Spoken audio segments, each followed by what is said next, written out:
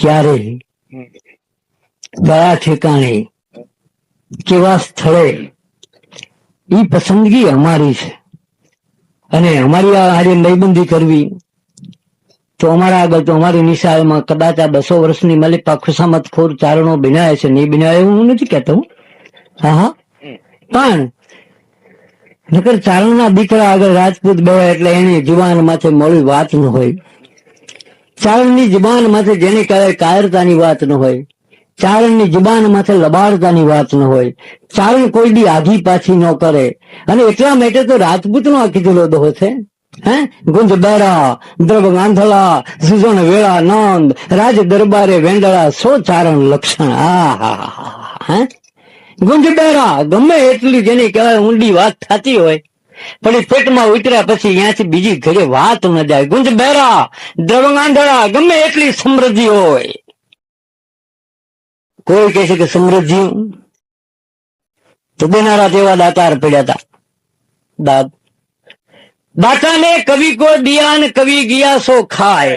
કોઈ એમ કહેતો હોય કે ઘણા દી તમારા બાપ દાદા ને દીધું, પણ તોય આના દી છે તમારે એના ઈડી છે.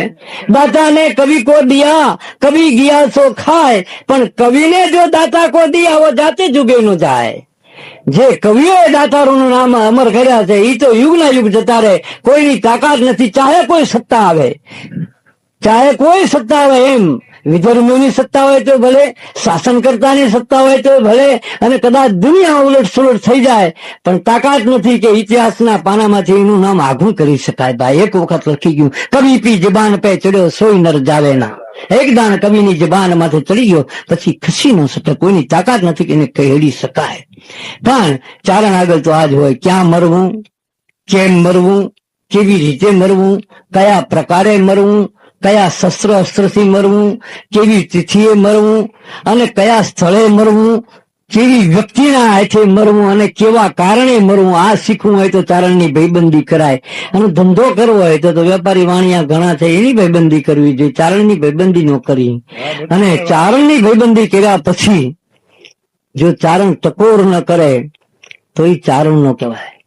ચારણની મિત્રાચારી હોય અને ચારણ ટકોર કર્યા વગર રહી શકે તો એ ચારણ નો કહેવાય. કારણ કે ચારણ ચોરી ન કરે, ચારણ લાર ન જાય. જો ચારણ ચોરી કરે એ ચારણ નો કહેવાય ભલા માણસ.